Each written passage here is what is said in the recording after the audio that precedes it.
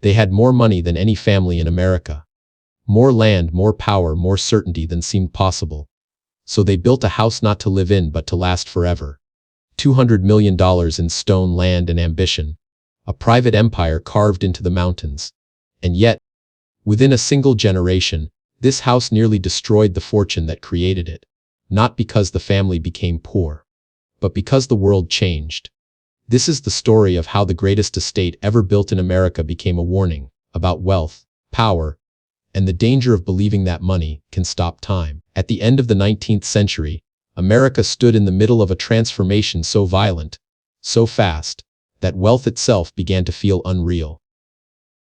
Railroads cut across the continent like veins of steel, cities rose almost overnight, and fortunes were created at a scale the world had never seen before.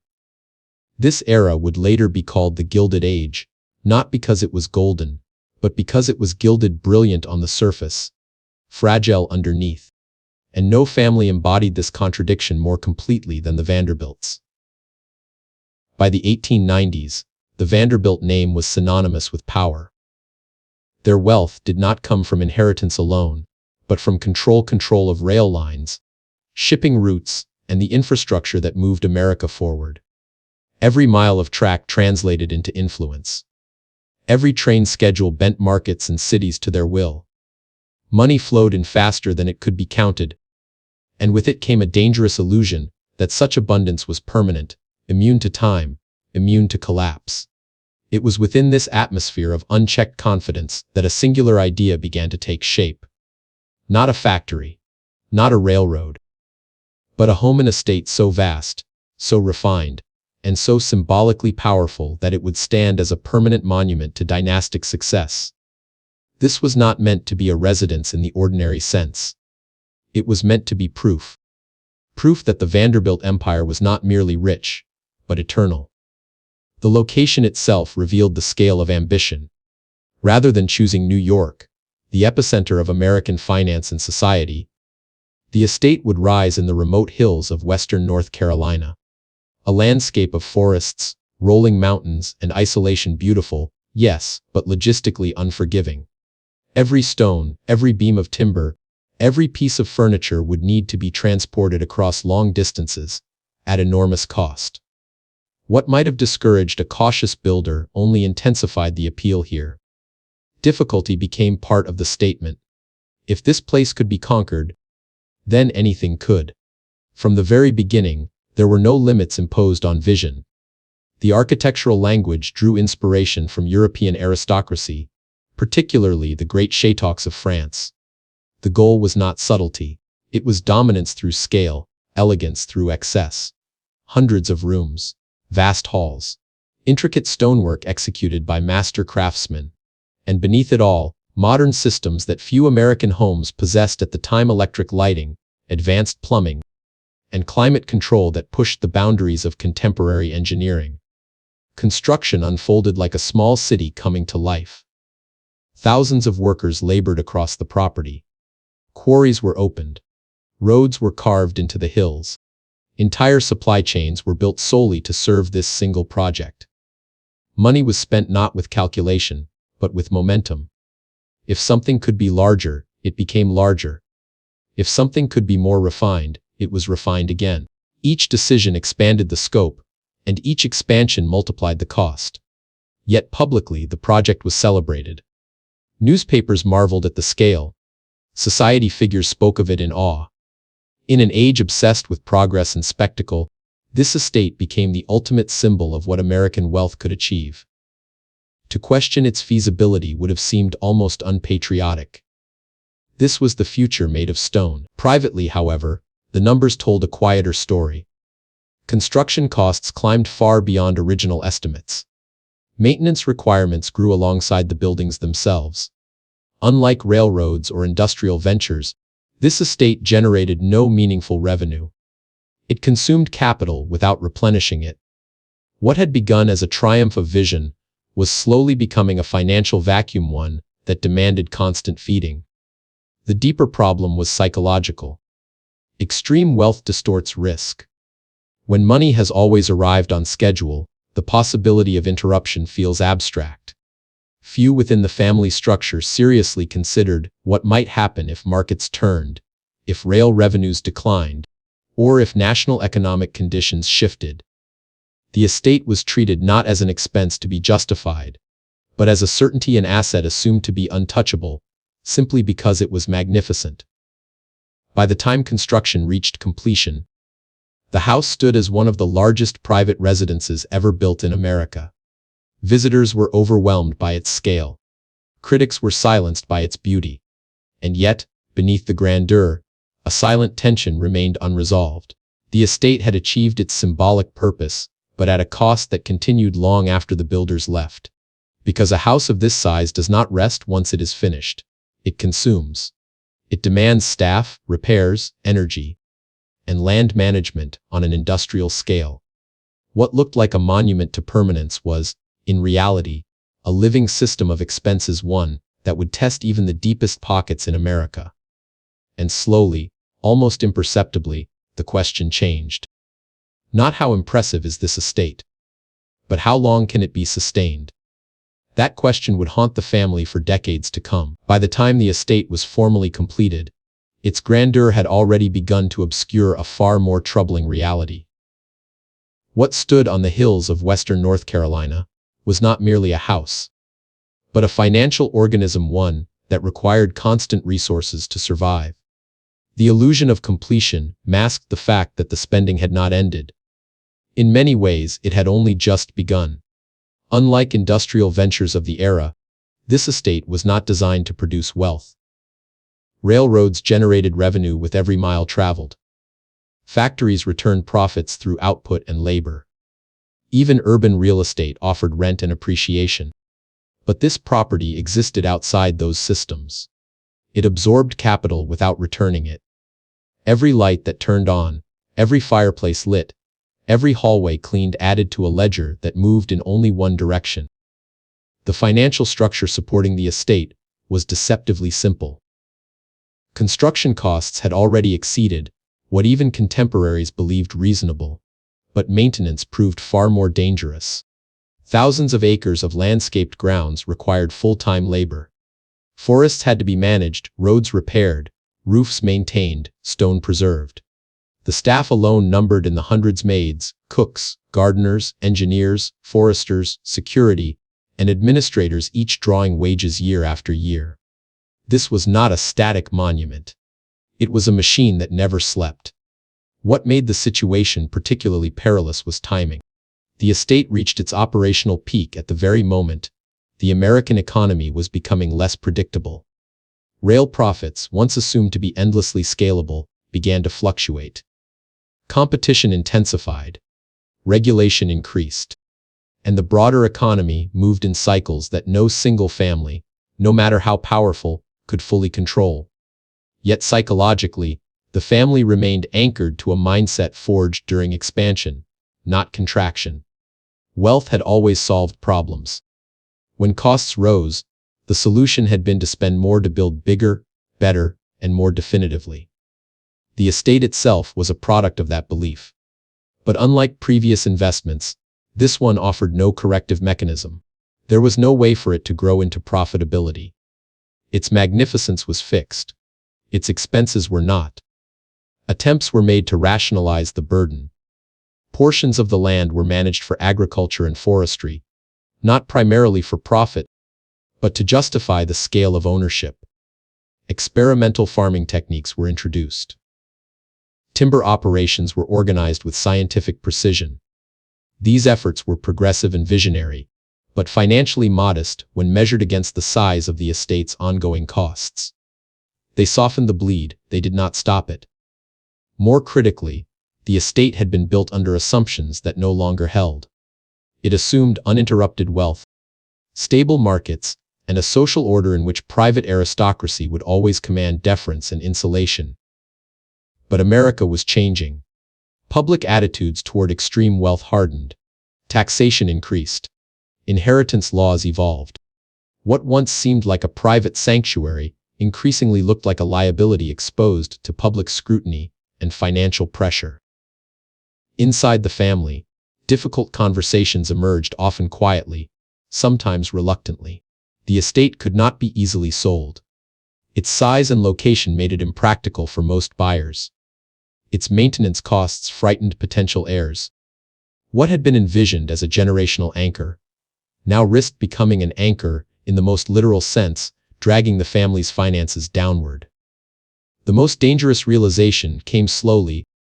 The estate was not threatening to bankrupt America's richest family because it was mismanaged, but because it was managed exactly as it had been designed to be: maximal, uncompromising, and indifferent to sustainability. Its problem was not excess alone, but permanence. Once built, it could not be undone without symbolic loss, and yet keeping it intact required a level of financial sacrifice that compounded year after year. By the early 20th century, the question was no longer theoretical. The estate demanded decisions that wealth alone could no longer postpone. And as external pressures mounted, the cost of maintaining a dream built for an earlier age became increasingly impossible to ignore. The house still stood in silence and stone, outwardly unchanged. But within the balance sheets and behind closed doors, the struggle had begun. And the hardest choices were still ahead. The greatest threat to the estate did not arrive suddenly, nor did it come in the form of scandal or mismanagement. It arrived the way history often does: quietly, structurally, and without regard for legacy. As the 20th century advanced, the forces that had once enabled the creation of the estate began to reverse, one by one. The American economy that followed the Gilded Age was no longer an engine of uninterrupted expansion. Railroads, once the backbone of unimaginable fortunes, entered a period of diminishing returns. Competition intensified as networks overlapped, and consolidation reduced explosive growth. Government oversight increased, eroding the monopolistic advantages that had once insulated railroad magnates from volatility. What had been assumed to be permanent streams of wealth now required constant defense. At the same time, national attitudes toward inherited wealth shifted. The public, increasingly aware of inequality, began to support policies that directly targeted dynastic fortunes. Progressive era reforms reshaped taxation. Estate taxes, once negligible, became significant. Inheritance was no longer a seamless transfer of power, but a moment of financial reckoning. For families whose wealth was tied up in liquid enterprises, these changes were painful but manageable. For families whose wealth was embedded in monumental, non-revenue generating assets, the consequences were severe. The estate was precisely that kind of asset. Its value was undeniable on paper, yet its ability to be converted into usable capital was deeply constrained. Selling it outright would mean relinquishing the very symbol it had been built to embody. Dividing it was logistically and emotionally fraught. Maintaining it required a steady flow of cash at a moment when external pressures were tightening around the family's finances. Inheritance amplified the problem. Each generational transition fragmented responsibility while multiplying obligation. Heirs did not inherit only beauty and prestige. They inherited payrolls, roofs, furnaces, roads, and acres that could not be abandoned without consequence. Emotional attachment collided with economic reality. Decisions were delayed, not because solutions were unknown, but because each option carried symbolic loss. Meanwhile, the estate's operating costs continued to rise. Labor, once abundant and inexpensive, became more regulated and more costly. Technological systems that had once represented cutting-edge luxury aged into liabilities, requiring specialized maintenance. Stone eroded. Wood warped. The estate demanded not restoration, but continuous intervention and unending negotiation with time. The broader world moved faster than the house could adapt. Social life shifted from private estates to public spaces, hotels, and cities. The aristocratic model the estate had been designed to support began to feel outdated. What had once hosted grand gatherings increasingly stood empty, its scale out of proportion with modern life. Grandeur, once an asset, became isolation. Financial strain intensified not through catastrophe, but through accumulation. Each year added weight. Each decade narrowed options. The estate was not collapsing, but it was constricting, tightening around the family's future like a slow mechanical press. And then came the realization that would change everything. The estate could no longer exist solely as a private residence. Its survival depended on transformation. What had been built as a symbol of exclusivity would need to become something else entirely, or it would not survive at all. This was not merely a financial decision. It was a philosophical one. To preserve the house, the family would have to redefine its meaning. And that redefinition would require confronting the very ideals that had created it. The turning point was no longer hypothetical. It was inevitable. Once the unthinkable became unavoidable, the estate entered its most fragile chapter. The question was no longer whether change would occur, but how much of the original vision would have to be sacrificed to keep the house standing at all. Survival demanded compromise, and compromise demanded humility, an unfamiliar posture for a family accustomed to defining the limits of possibility. The first adjustments were subtle.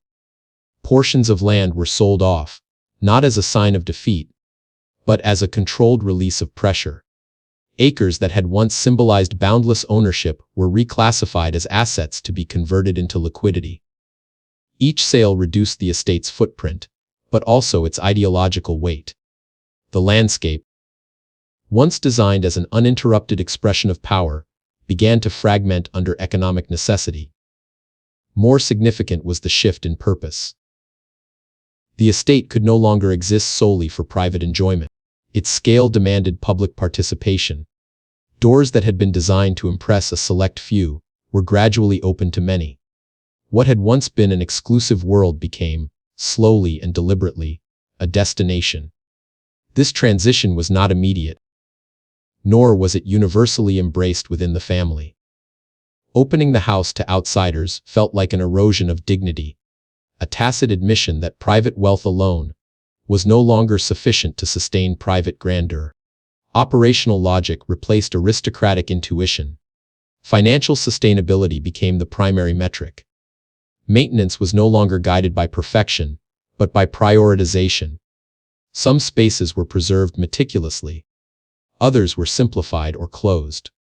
The estate evolved from a singular vision into a managed system, balancing historical integrity against economic reality. This transformation altered the relationship between the family and the house itself. The estate ceased to be a passive inheritance and became an active responsibility. Decisions once made in service of legacy were now made in service of endurance. The house no longer asked how impressive it could be. It asked how long it could last. Public access introduced new dynamics. The estate became subject to cultural expectations, preservation standards, and historical scrutiny. Its narrative expanded beyond family history to encompass national heritage. In opening itself to the public, the estate surrendered control over interpretation, but gained something more valuable: relevance. What had once risked becoming an anachronism instead found a new identity as a living artifact of American history. Yet survival came at a psychological cost. The original dream had been one of permanence without concession. What endured instead was permanence through adaptation. The house survived not because it resisted change, but because it absorbed it. By choosing survival over purity, the family preserved the structure, but transformed its meaning forever. The estate no longer stood as a private monument to wealth. It stood as evidence of a transition, not just for one family, but for an entire class and an entire era. And still, the story was not finished. Because saving the house did not erase the question that lingered behind it.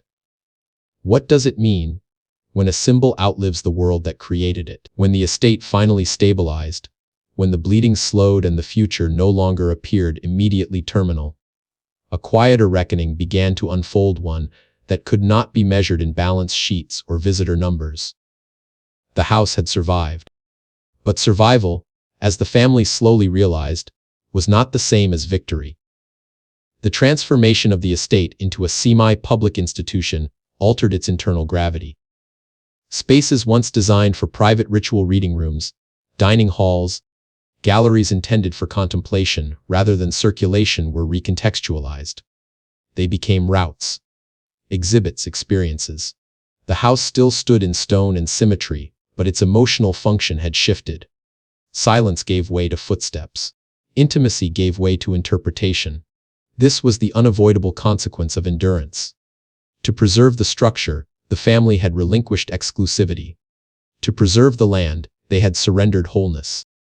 The estate that remained was not the estate that had been imagined at its conception. It was a version shaped by compromise, adapted to a world that no longer tolerated private empires, built purely for display. The loss was not merely symbolic. Entire sections of the original property were gone, sold and subdivided, their connection to the house dissolved by necessity. The carefully planned relationship between architecture and landscape, one of the defining principles of the original vision, was fractured. What survived was still vast, still impressive, but no longer total. The sense of dominion had been replaced by stewardship. This shift carried a psychological weight that is difficult to overstate. For generations raised in the shadow of inherited certainty, the realization that even the greatest wealth could be forced to yield was deeply destabilizing. The estate had not failed because of extravagance alone. It had failed because the world that justified such extravagance had disappeared. As the 20th century progressed, the estate's new identity took hold. It became a lens through which visitors could examine the Gilded Age itself, not as a triumph, but as a cautionary chapter. The house no longer spoke solely of ambition. It spoke of imbalance, of confidence stretched beyond sustainability, of a moment in history when scale itself was mistaken for permanence. Ironically, this reinterpretation granted the estate a longevity it might otherwise have lacked. By becoming an artifact rather than an assertion, it gained cultural insulation.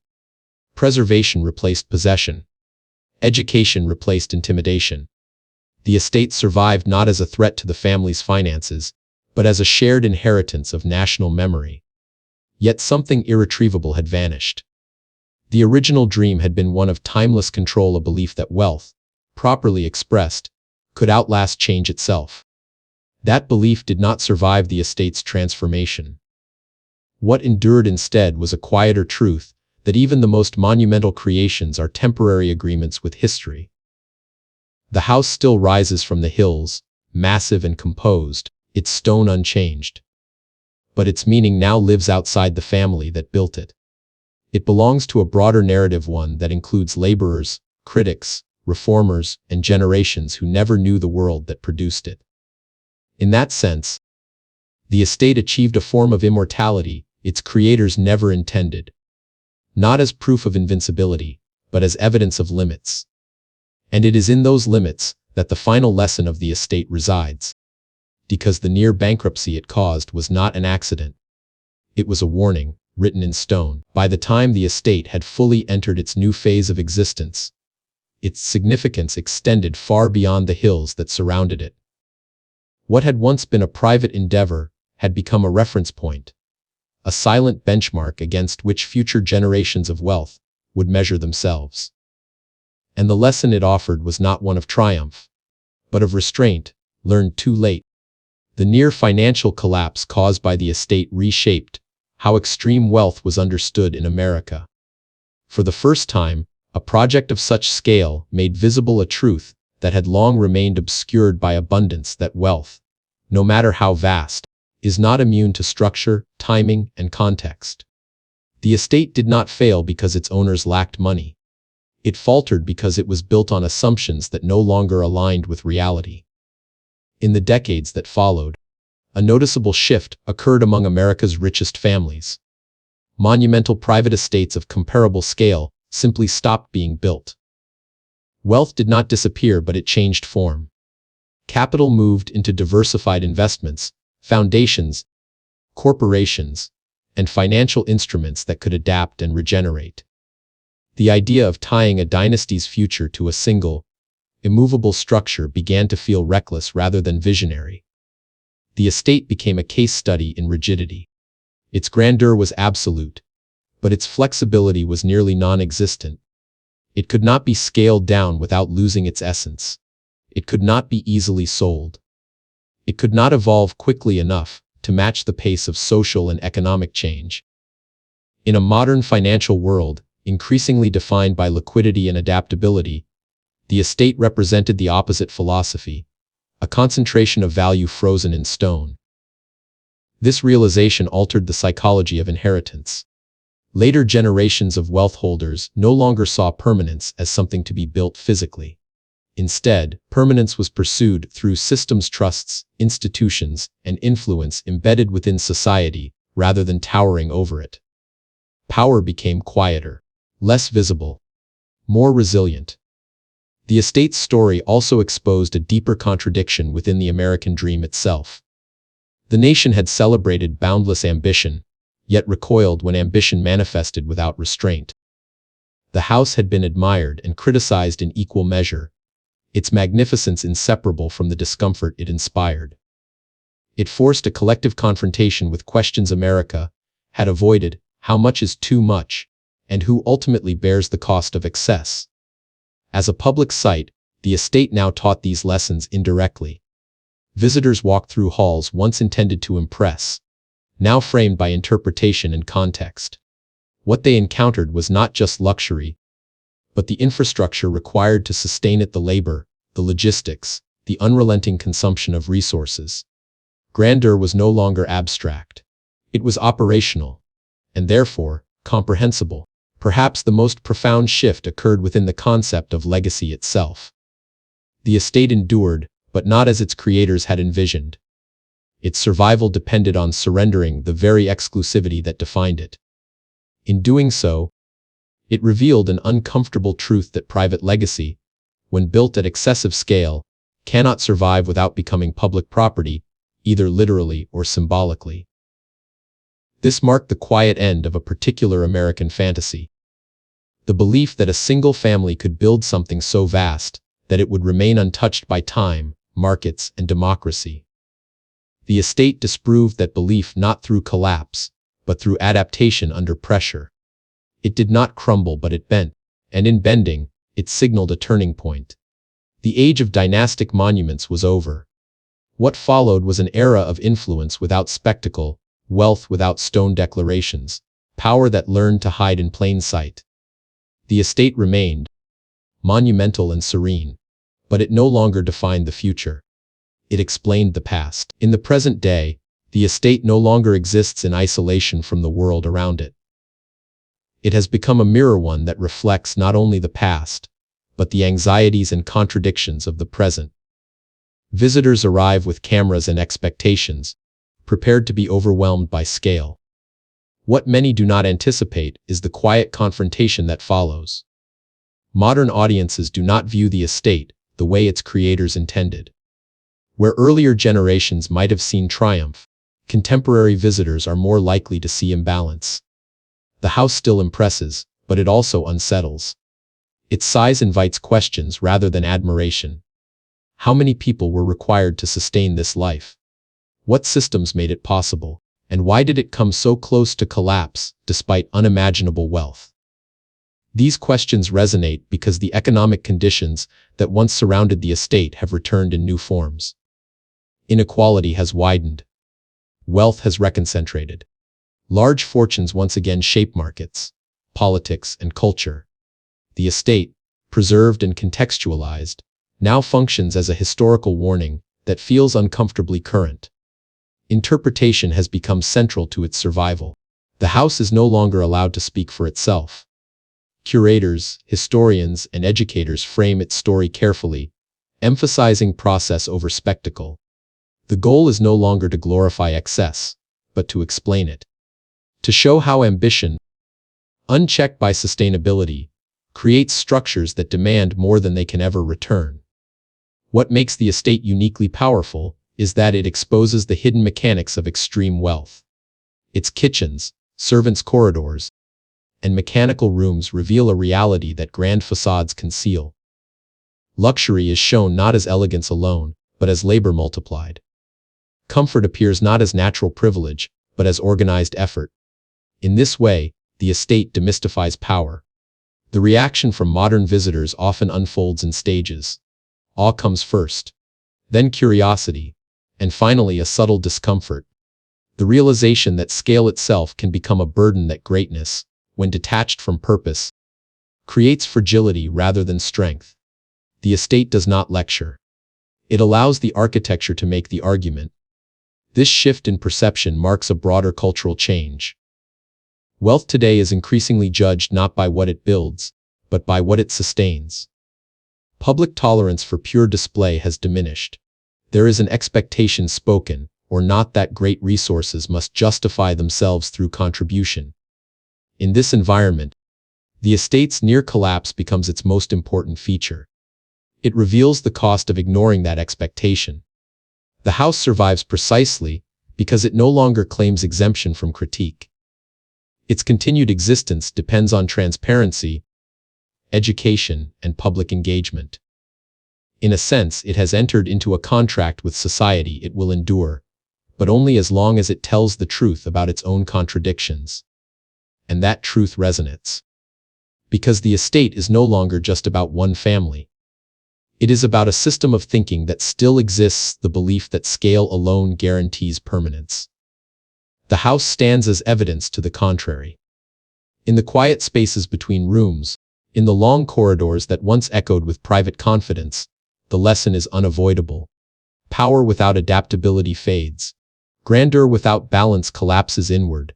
And legacy, when it survives, does so only by changing its form. The estate has become something its builders never imagined. A warning that still stands. In the end, the estate did what few monuments of extreme wealth ever managed to do. It survived its own logic. It outlasted the assumptions that gave it birth.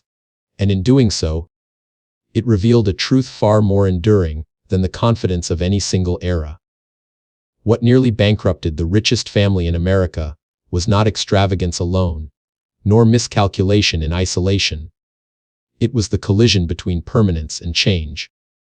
The house was built as if history would stand still, as if markets would remain loyal, as if social structures would forever protect private excess.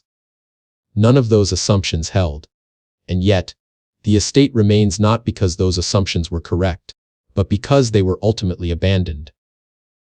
The transformation of the estate from private sanctuary to public institution marked a fundamental shift in meaning. What began as a declaration of dominance became a site of reflection. The house no longer asserts power, it explains it. It no longer intimidates, it educates. Its survival required surrender of exclusivity, of control, of the illusion that wealth alone could dictate outcomes indefinitely. In this sense, the estate's near bankruptcy was not a failure, but a reckoning. It forced an acknowledgement that scale without flexibility is vulnerability. That legacy built purely on display must eventually justify itself, or be dismantled by time, taxes, and public pressure. The house endured because it learned, too late but not too late enough, to adapt. Today, the estate stands not as a model to be replicated, but as a boundary marker. It marks the end of an era in which private dynasties believed they could inscribe permanence into the landscape through sheer magnitude. No American family since has attempted anything comparable, not because they lack resources, but because they understand the risk such permanence carries. The house remains magnificent. Its stone still rises with confidence. But its lesson lies not in its beauty, it lies in its vulnerability.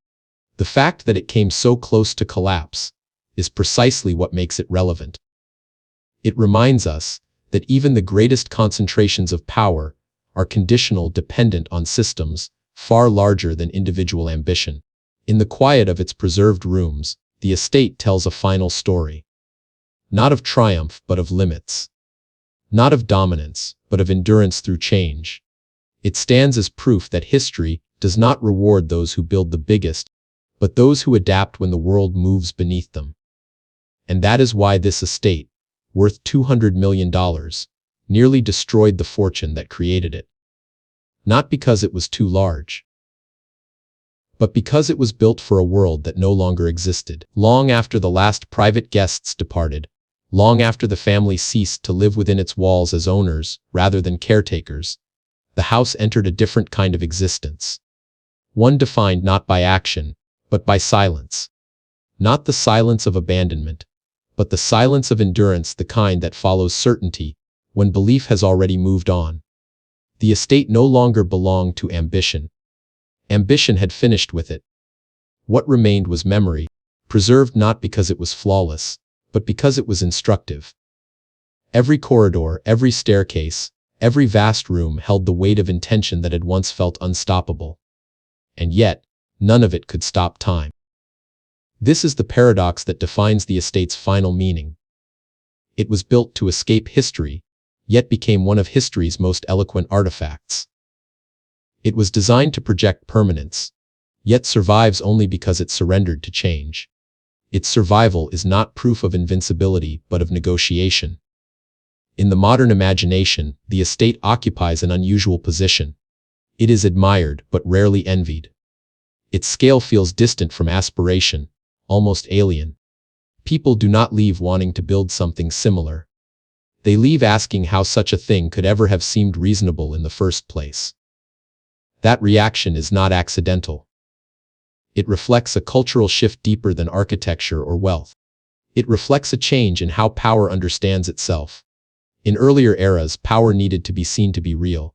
It needed mass, height, and spectacle. Today, power prefers mobility, liquidity, invisibility. The estate represents the last moment when power believed it could anchor itself physically and remain unchallenged. And that belief is what nearly destroyed the family that held it. The estate's financial danger was not a moment of crisis, it was a slow exposure. An exposure of how fixed symbols fail in fluid systems. How grandeur becomes fragile when the world accelerates around it. How even infinite confidence cannot compensate for structural inflexibility. What makes the story endure is that it offers no villain and no simple mistake. The estate was not built foolishly.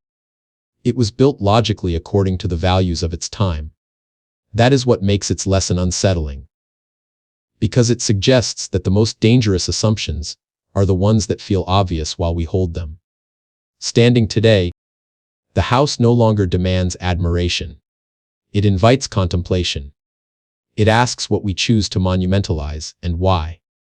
It asks how much of our present confidence will appear excessive to those who come after us. And it asks whether we are building systems that can evolve or monuments that will one day need to be explained. The family did not lose everything. The estate did not collapse. History was not dramatic in that way. Instead, it did something quieter and far more decisive. It redefined success. It took a symbol meant to last forever and allowed it to last only by changing what forever meant. In that sense, the estate achieved a strange victory. It failed at being eternal power, but succeeded at becoming enduring meaning. And perhaps that is the only kind of permanence history ever allows. There is a moment that comes at the end of every great accumulation of wealth. A moment when ownership gives way to explanation. The estate reached that moment quietly. Not with headlines, not with collapse, but with a gradual recognition that money, no matter how vast, cannot freeze meaning in place. The house still stands because it no longer belongs to certainty. Certainty was what nearly destroyed it. What sustains it now is doubt curated, examined, and preserved. The willingness to ask questions that its builders never imagined would be asked of them. What does it mean to build something too large to be lived in? What does it mean when success must be managed rather than enjoyed? What does it say about a society when its greatest private achievements must eventually become public in order to survive? These are not architectural questions. They are moral ones. And the estate answers them without speaking. It answers them in the scale that overwhelms the human body. In the systems that reveal how many lives were required to support one. In the realization that magnificence, once separated from purpose, becomes maintenance. This is why the estate matters long after its financial danger has passed. Because its near bankruptcy stripped away illusion. It revealed that wealth is not a shield against consequence. That legacy is not something declared, but something negotiated with time. The richest family in America did not fail because they lacked vision. They failed because their vision assumed permanence in a world that rewards adaptation. The house was too honest to survive that assumption unchanged. And yet, it did survive. Not as dominance, not as private power, but as memory. The estate endures because it now performs a different function. It holds space for reflection. It allows visitors to stand inside a contradiction, to feel awe and unease at the same time. To admire craftsmanship while questioning intent. To witness how ambition, once unrestrained, leaves behind structures that outlast belief. In this way, the estate has become more valuable than it ever was as a private home. Its worth is no longer measured in dollars, but in insight. It teaches without preaching. It warns without condemning. It exists as evidence that history does not punish excess immediately, but it always accounts for it eventually. When the lights dim at the end of the tour, when the doors close and the hills return to silence, the house does not feel empty. It feels resolved, as if it understands what it has become. Not a monument to wealth, but a monument to limits. And that is why this estate, built to prove invincibility, remains standing today, not as proof of power, but as proof that even the greatest fortunes must one day learn how to let go.